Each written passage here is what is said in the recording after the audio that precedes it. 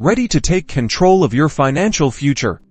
Let's walk through opening your Morgan Stanley account. First, head to the Morgan Stanley website or download their mobile app. Look for the Open an Account or Get Started option. This is your gateway to investing. Now, you'll need to choose the type of account that best suits your needs, whether it's for individual investing, retirement planning, or joint accounts. Have your identification documents ready, like a passport or driver's license, as you'll need to verify your identity. You'll then be guided through a digital application process. This involves providing personal information such as your name, address, date of birth, and social security number. Be thorough and accurate. Morgan Stanley will also ask about your investment experience, financial goals, and risk tolerance. This helps them recommend suitable investment strategies for you. Next, you'll securely upload scanned copies or clear photos of your identification documents. Follow the prompts to ensure they meet the required format for verification. To fund your account, you'll link your bank account or provide payment information. This allows you to transfer funds directly for your investments. Once your application and funding are submitted,